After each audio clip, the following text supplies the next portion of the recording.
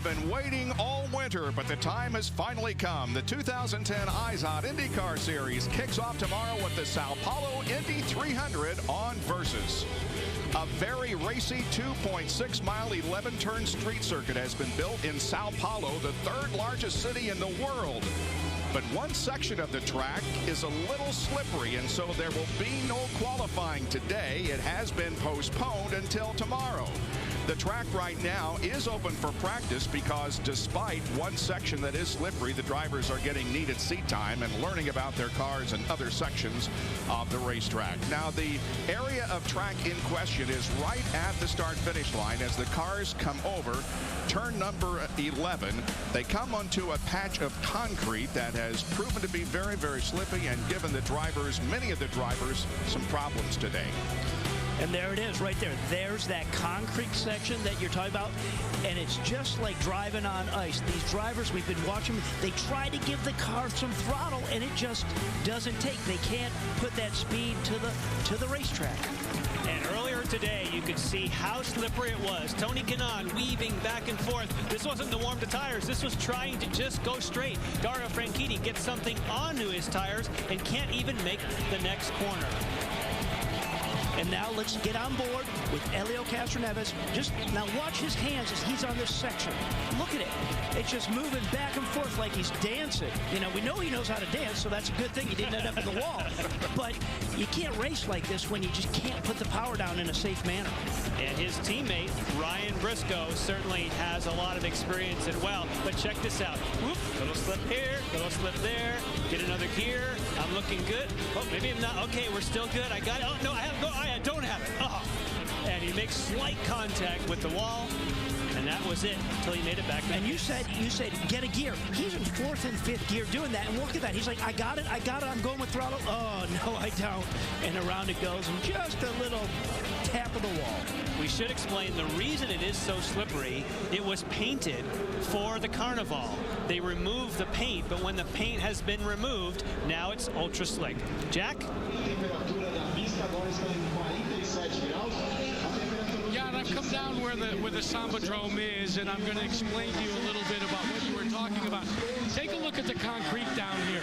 Once that paint was stripped off, it's a very smooth surface.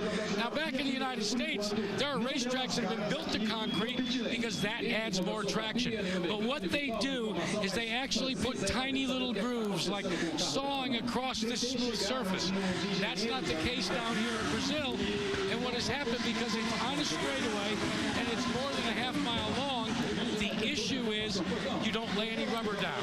So overnight, and they've been working 24/7 for the last 3 months on this facility. They just closed it last night. A crew will go to work and they will make some sort of an adjustment to this so that the rubber will be able to meet the road and not be so slippery. Yeah, I guess a little bit of grinding will go on later this afternoon or this evening in hopes of improving the situation for tomorrow and a short practice period before we qualify.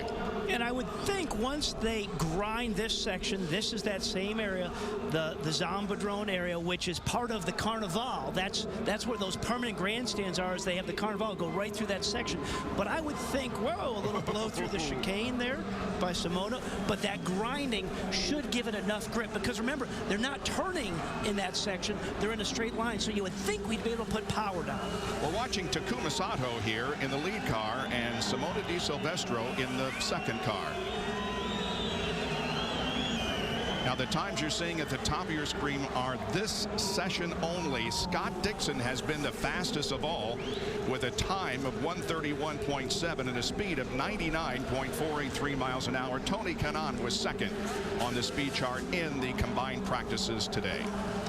And Simona Di Silvestro, who we're seeing right there, she is slotted in the 9th spot right now in this session.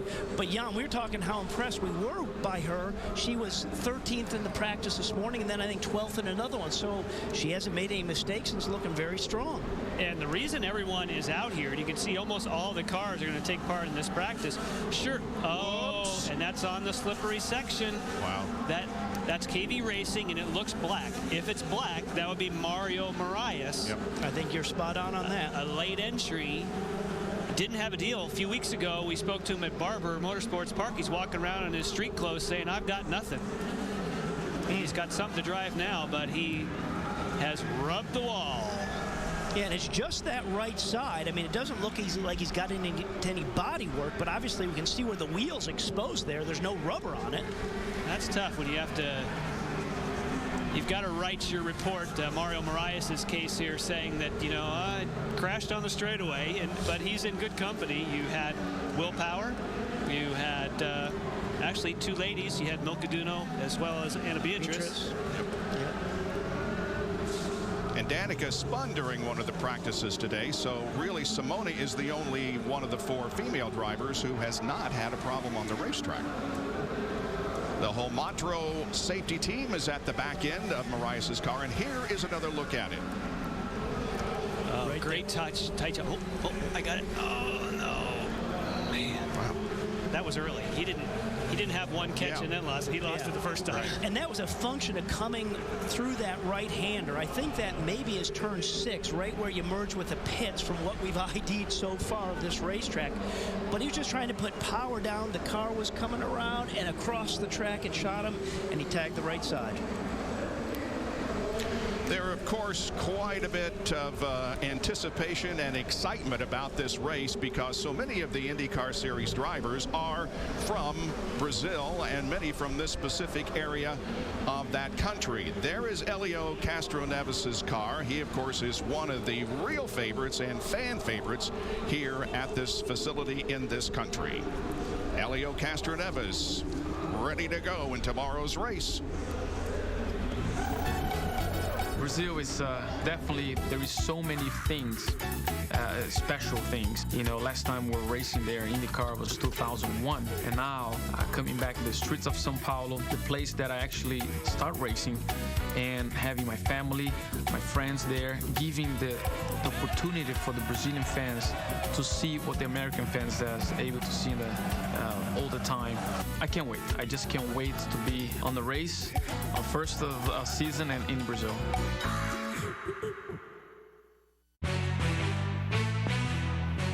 IZOD IndyCar qualifying on Versus is presented by Peak Performance Products. When you peak, you win. And by IZOD, the official apparel sponsor of the IZOD IndyCar Series, available at Macy's. And again, qualifying has been postponed until tomorrow morning because of a slippery section of racetrack. Here are the drivers in the series and in the race tomorrow who are from Brazil. Rafa Matos, Helio Castroneves, Tony Kanaan, Mira, Ana Beatriz, Mario Moraes, and Mario Romancini, who deal came together a little late. And Ana Beatriz, of course, is driving the 3rd car from the Dreyer and Reinbold stable. All right, you see Mario Moraes there on the front stretch. That's the area that is the problem area.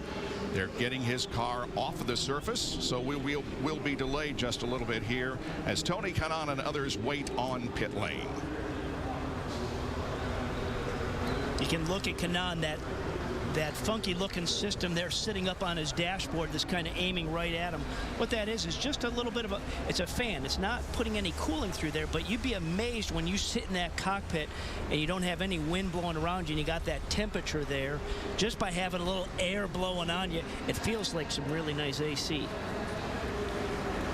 Tony Kanaan finished 6th in the points. His best finish was a 3rd at Long Beach in Kansas last year and had 5 top 5 finishes and 10 top 10 finishes. You notice that the name of the team he is with this year is different. It's not Andretti Green Racing anymore. It is Andretti Autosport, reflecting the fact that Michael is the sole owner of the team. What do you say we take a lap around this place and show you exactly how it lays out?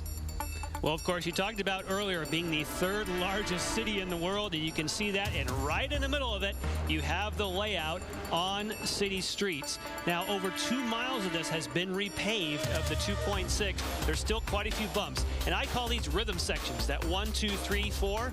Then you have a long straightaway. Again, kind of another rhythm section in through here until you lead onto the longest straightaway, 9/10 of a mile ever on an IndyCar circuit, and those speeds, depending on the bumps, are going to be ultra high once they figure out the downforce levels of these cars. And you normally think of good passing zones at the end of long straightaways, so that gives us at least 2 on this circuit. I think it's going to be a great competitive race. And it should present us some really good passing zones here. Another thing that's unique in there, when we looked at those long straightaways with those great passing zones, and here we're looking at the problem, well, we're looking there at the Zombodrome section. That is where the start-finish line is. Now, note that being the start-finish line in that section, the pit in and pit lane is in a whole nother section of straightaway. There's almost like there's 2 front straightaways where the start finish is, and then the front straightaway in front of the pits. And as you look at these shots, you'll see it's been repaved, but you'll also see that it still has undulations and crowns. And that is that that's the pit exit you were just talking about, big curbs, but they had to retain the actual crown of these city streets because they get so much rain. Yep. There was 54 days of rain in a row at the setup process. Typically it rains late in the day.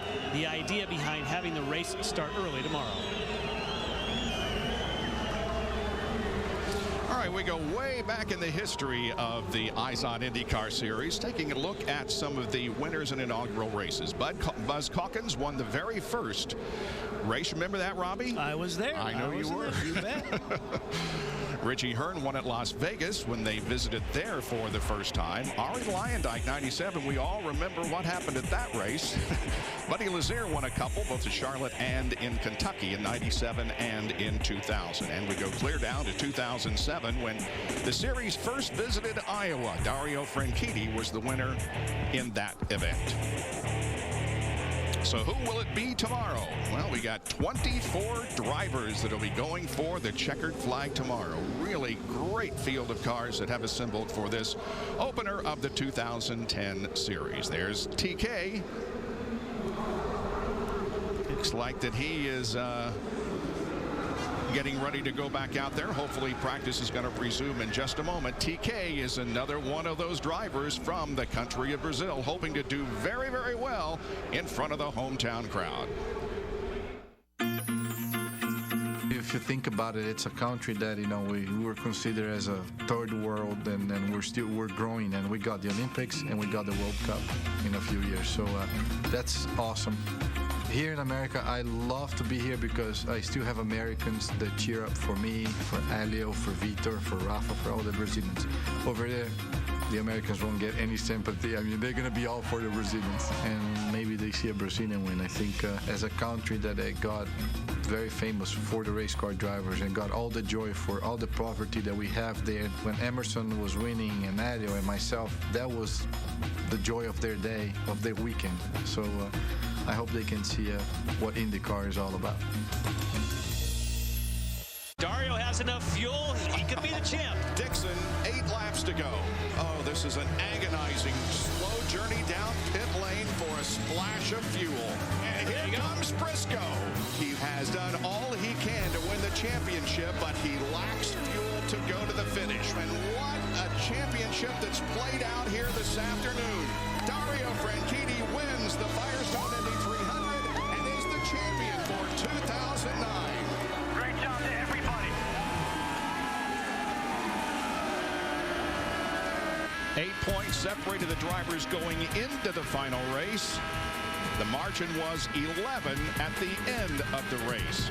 During the season, 15 times the points lead changed in 17 races. We had 6 different race winners and 6 different pole winners in the 2009 season. 2010 could be even better than that. On board now with Dario Franchitti down this slippery section. And we just heard him just back off the throttle. Usually when you're in a straightaway, you just hear that sound of full throttle and the RPMs ramp up. But no, we heard him go throttle and then come back. And he was the driver that said, not till here. In turn 4, do I get my grip back? Because not only is it slippery, but it puts kind of a sheen on the tires, and you don't have grip until that gets worn down. So now he'll be back to grip, and that's why everyone is practicing. All these sections of the racetrack will remain the same. Tune the car for here. You'll have more grip in the other section later. That'll be picked up tomorrow, hopefully. But you can see, you said in your little map, a ride around the track, they resurfaced 2 miles of this track. And that's what we see here, this nice new black target. This is a fairly smooth section. This is turn 9 and then turn 10, one of the fastest corners onto the track, leading onto that long back straightaway. Pretty good speed through here. High end to second gear. Very smooth here, but now the second half of this back straightaway, it gets bumpy. It's smooth right now, just watch, but there the bumps begin, and this is where we said it's going to be a great passing zone to set up here, but the bumps are going to maybe dictate where guys can go. When you're trying to brake on the bumps, you're trying to make moves, there is no question that that is going to be a high-intensity area. Then just listen to the throttle. He can't put it down.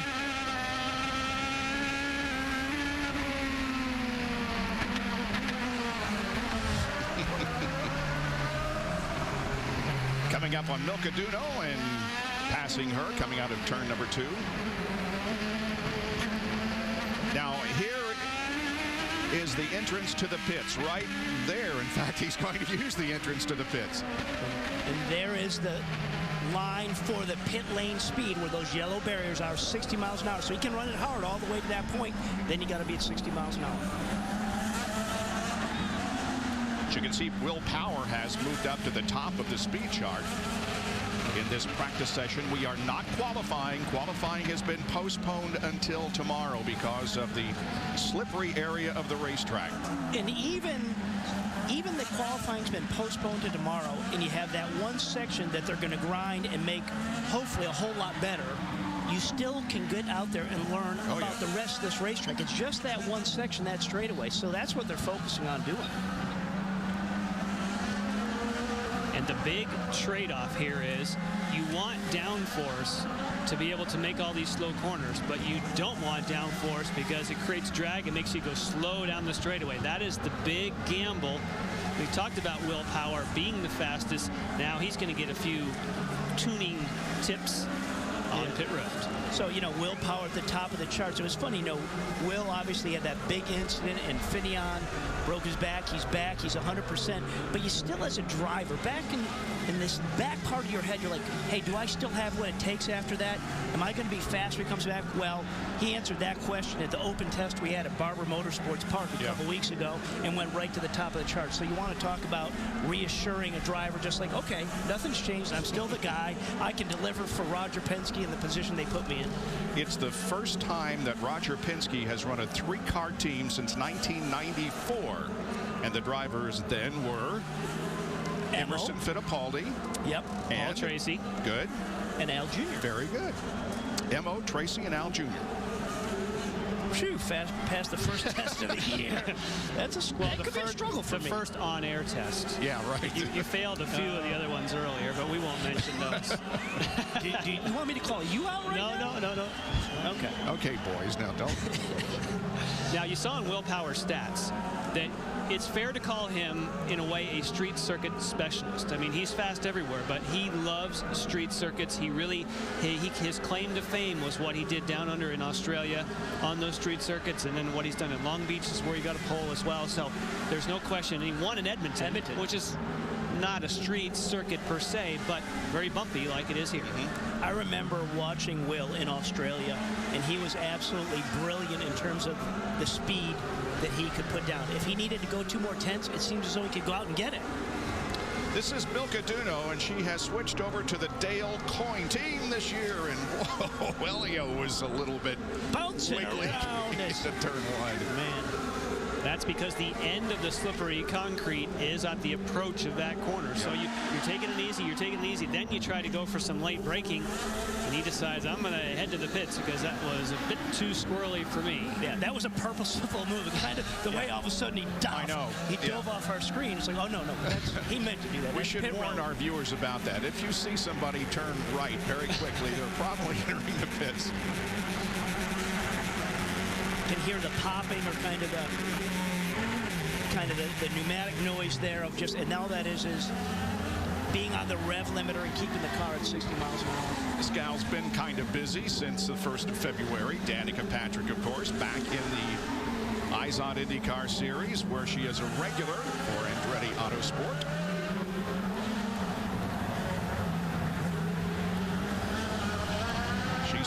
is 13th quickest at the moment.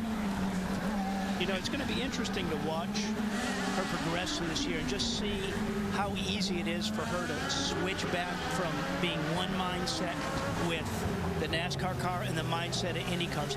You know, right now, when you come to this event at Brazil, and it's only a 2-day event, you got to get with the program right from the beginning. If you miss 2 laps, you're behind. So the idea of mentally switching back and forth from the Indy car to the NASCAR, that's going to be tough.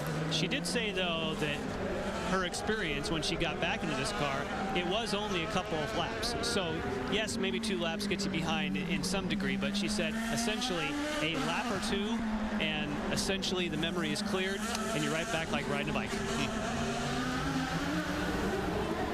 Well, you hope so. You got that's what she said, yeah. The level of competition that we have here now, you know, you miss a session going into a race weekend, you're not going to get caught up. When I say you miss a session, that doesn't mean physically. Maybe you're just kind of not gelling with your crew and in your rhythm of things. This is turn 6 in the exit to the pits there on the right. By the way, she did move up to 10th, so she went up 3 spots with that last lap. Starting to see some rubber laid down on the racetrack there. We're just that's really the first we've seen of seeing the proper racing line. And that'll make a huge difference. You start getting an actual groove run in, get some down. Anna Beatrice has got the car repaired, had a bit of a prang this morning. Thankfully didn't look too serious. In the exact same spot that Will Power had contact in the slippery concrete section. Yeah, her contact was a little bit more bent the left front, but you know, that's a shame to see. And one thing too in that section of the Zombodrome is it's that concrete, but it's also crowned.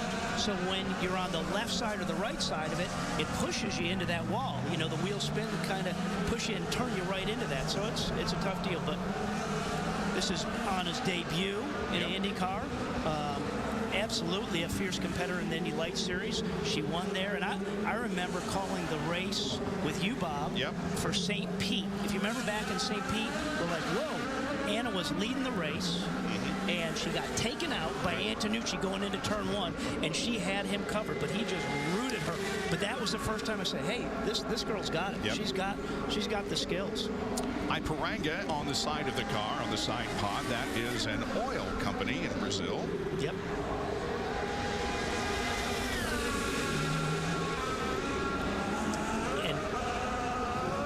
And Anna is managed by Andre Ribeiro. The women of IndyCar include 4 for this race: Patrick, Duno, Beatrice, and Simona Di Silvestro for HVM Racing. Danica has been busy, as we indicated, from the beginning of February with stock cars and now the IZOD IndyCar Series.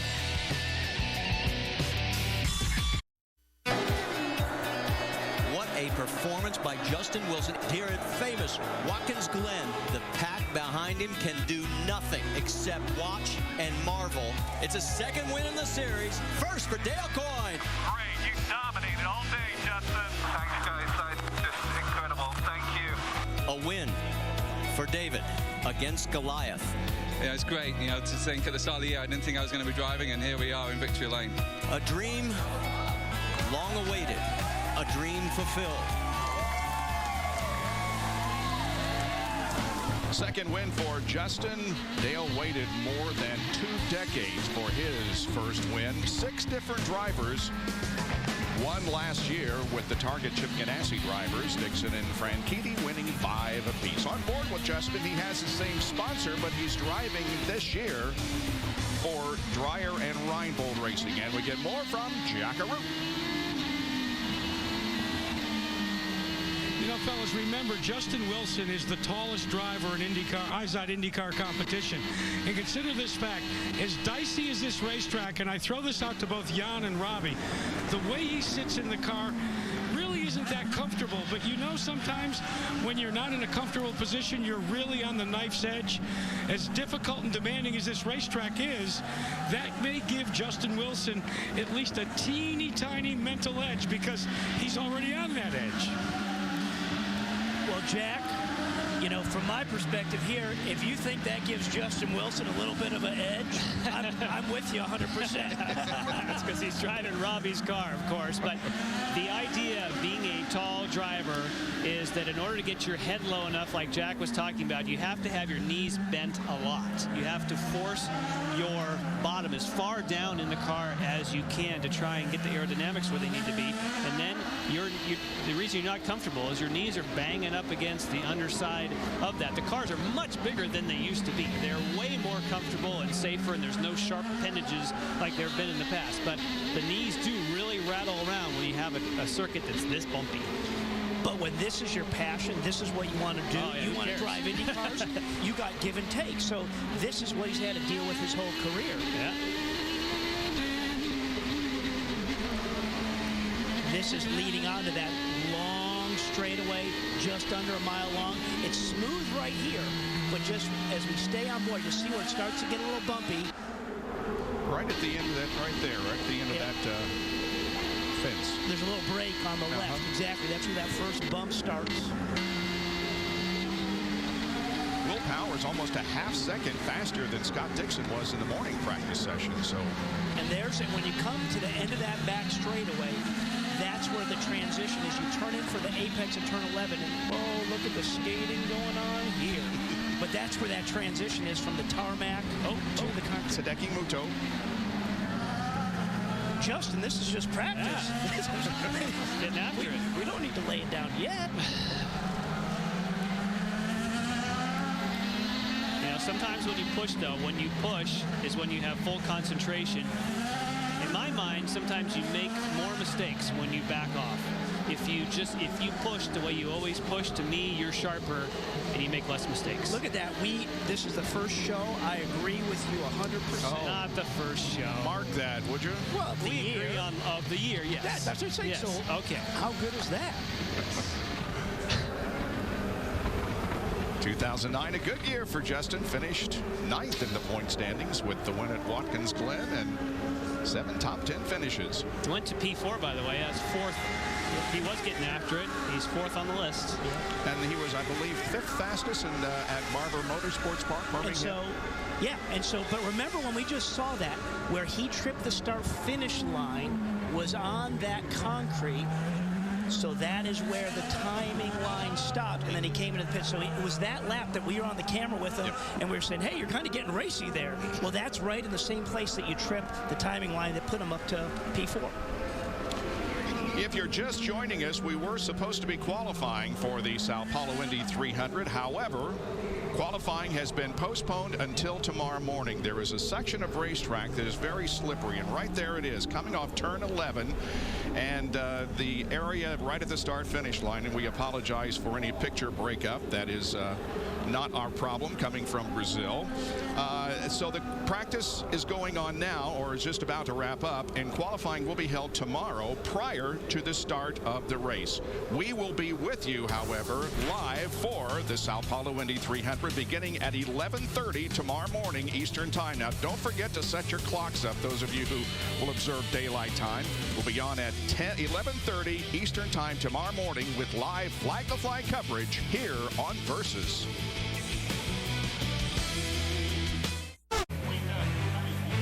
Back here in Sao Paulo, Brazil, for the first ever race on the streets of Sao Paulo. Jack Aruta's caught up with Tim Cindric, who has basically been calling the shots for Helio Castroneves, one of the Brazilians in the race. Tim, because of the fact that this racetrack is still so uncertain with things, and yet they just finished this racetrack, you haven't had an opportunity to really see all the way around the racetrack. What is Helio telling you about the biggest challenges?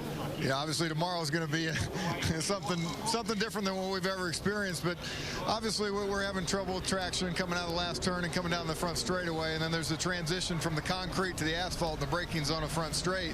Those are things you deal with on street courses. Here it's just a little different, where you've got some of the best guys, spinning out in a straight line. So what they're doing for tonight, where they're going to grind the racetrack and basically give us some traction going down the front straight, it's the right thing to do. It's going to make things real interesting for us tomorrow, but the rest of the racetrack is really good. And really, we've been concentrating all day today on the rest of the racetrack. racetrack, and we'll get the rest of it right tomorrow. I'm not trying to sound like Pollyanna, but in a case of a glass half empty versus half full, having qualifying on race day, I would think allows you to do some different things because you know what the track conditions are going to be on race day. It's not a blind guess. Yeah, the first thing you hope is you get out of qualifying with all four wheels on it, because you don't really have that much time to where you would have to go to a backup car, obviously, in that very short time period before the race. But it's really going to be two different mindsets. You're used to hanging it out, on Saturdays, and then Sundays you get up with a mindset of, okay, patience, let's race. What I hope is that impatience that you typically have in qualifying doesn't carry over to the race. This is the first time in a very long time that Penske Racing has been commissioned to field 3 cars for an entire season. As the head of that organization, what's been the biggest challenge there? It's really just making sure all the right people are in the right places, and to be sure that we didn't want to just add a third car and add a group of people to that. We wanted to make sure that we looked at all of our people globally and said, who's the best person for each position within our organization? So we looked at it almost a clean sheet of paper in some ways, and if it was a flip of a coin, then obviously we didn't change for the sake of change. But we're looking forward to getting Will back out on the racetrack and actually having his first competition in quite a while. And Bob, as much as things have changed for Team Penske, the one thing that remains the same, he will be in contact all season long with Helio Castroneves. Looking forward to their 3-car team this year. Well, the 2010 IZOD IndyCar Series begins with new faces and several drivers switching teams from last year. Now, one name that you do not see on any list, at least at this point, is Graham Rahal, but that is about to change. Graham has joined us by phone, and the bad news, of course, is that Graham is not in Brazil, or maybe that's good news. I don't know. We'll find out in a minute.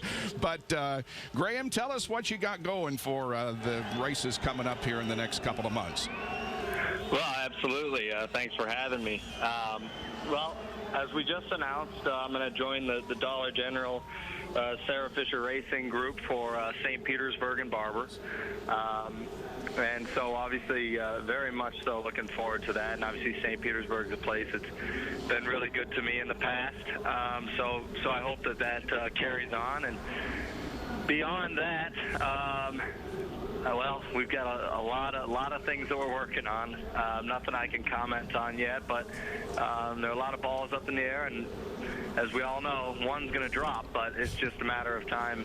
And obviously, as we look forward, the time crunch to get anything ready anytime soon is getting tighter and tighter.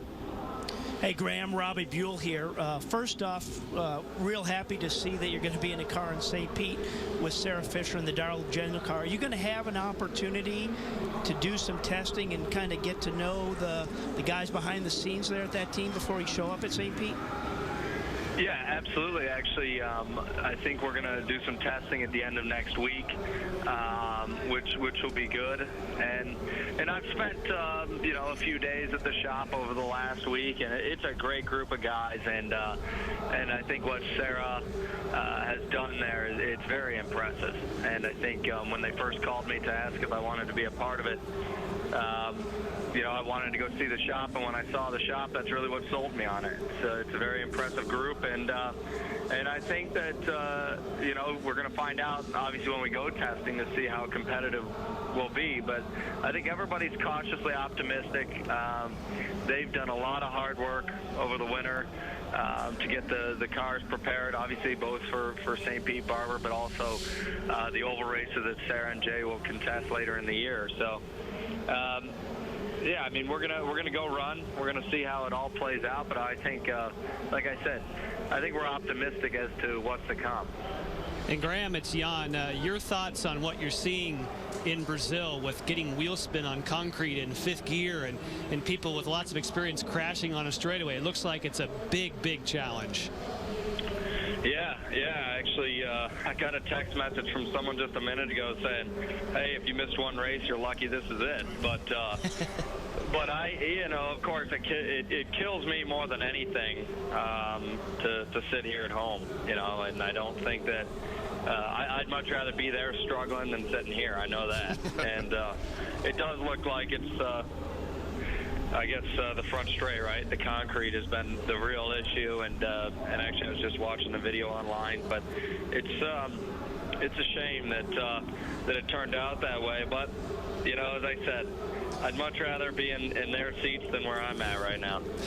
Graham, I got to ask you, because it has been speculated a lot of places on the internet and a lot of other places that you may eventually be part of a 3-car Ganassi team. Now, can you comment on that?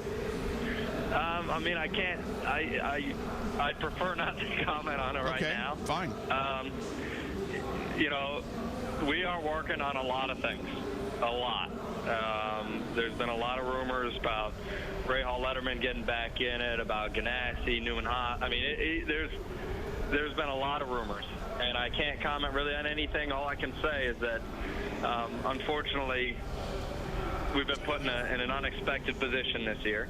But I think everybody is determined across the board to get back in a full-time ride as soon as possible, and if nothing else, at least try to get something for the 500.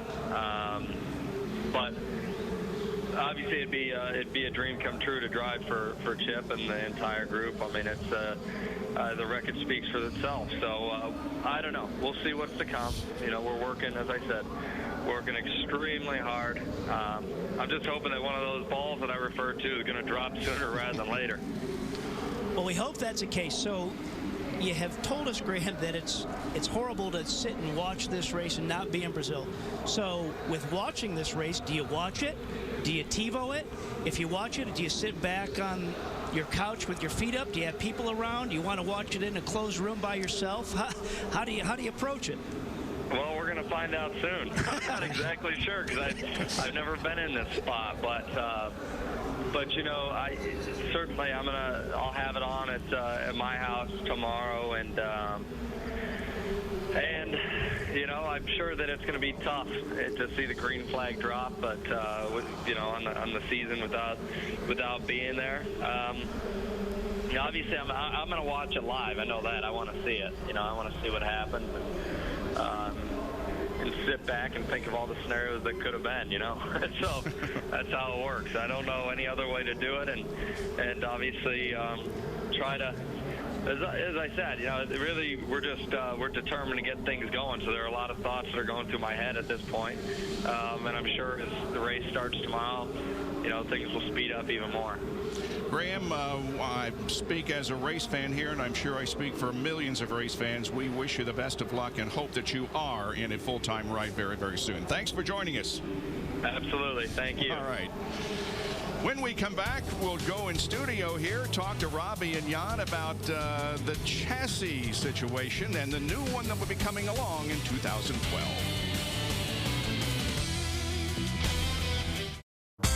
I built a house 1 hour from Belo Horizonte, my city that I was born. And it's by the mountains and waterfalls, and it's a beautiful place in Brazil. It's called Serra do Cipó. I grew up mountain biking. That was one of the reasons I built the house over there, is just to spend a lot of time with my friends. I raced in São Paulo basically my whole childhood and spent a lot of time at the racetracks in São Paulo, and coming back now will bring a lot of my memories for sure. I can't wait to get there and turn some fast laps. Brazil, I'm coming home.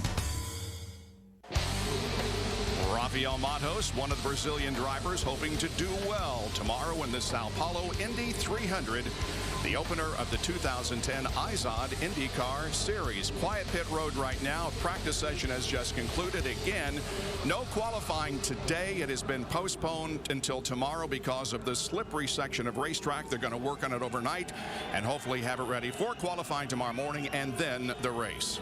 In 2012, there will be a brand new chassis in the IZOD IndyCar Series, and with kind of a look at what it might look like, here's Jan. Well, of course, Bob, there's been a lot of innovation with Indy cars, and it started back in 1911, and of course that car was the Marmon Wasp. And there was a lot of innovation right away. Let's think of the Novi, 1947, front-wheel drive. Then 1963, quite a few changes. You have a Roadster to take a look at, but in the very same year, You see a Lotus, comes from Formula One, rear engine. Only a few years later, 1967, bring out the turbine. There's some innovation, a turbine with four-wheel drive. And not that many years later, 1996, the fastest car ever around the Indianapolis Motor Speedway, 237 miles an hour. Now, of course, now we've had the Dallara chassis in the IZOD IndyCar Series, and it's been the staple since 2003. But let's look at their concept that they have proposed for 2012. The main concept that Dallara is proposing, we take a quick look at, we're giving you kind of a sneak preview here of the Delta Wing. No, that is not a Dallara. That is the other car that we have in the studio, and that is the Delta Wing. But let's go back quickly, pick up with the Dallara. We might as well start with the chassis manufacturer that's been with the series. This is their concept. Quite a bit different than that little sneak preview you got of the Delta Wing. And their main concept, they feel you can save 55% of the cost if you combine the same spec for road course and street course, road course and oval, excuse me. Let's go to the next slide of Dallara. There, they've gone with some fairing. They've gone to try and take some of the drag away, a little bit like a Delta Wing. But again, the idea, whatever spec they go with, save 55%.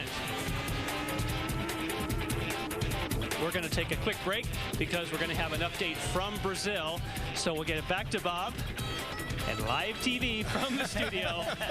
Oh, don't you love it? We have the vice president, the president of competition for the IZOD IndyCar Series in Brazil, Brian Barnhart, and we understand that he is with Jack Arute, so he can update us on what all has occurred and what is going to occur in the next 12 hours or so. Jack? Yeah, Bob, when you started to call him the vice president, he started to get a little excited that maybe he had missed something in the mail. Brian Barnhart, let's talk a little bit about what you are facing now over the night with this situation, and the grinding of the racetrack is what we understand you're going to do? Yeah, we're getting great cooperation from the mayor and the city. We've got some equipment being delivered this evening at 6 o'clock. For the most part, it was a very successful day. Great crowd, great weather.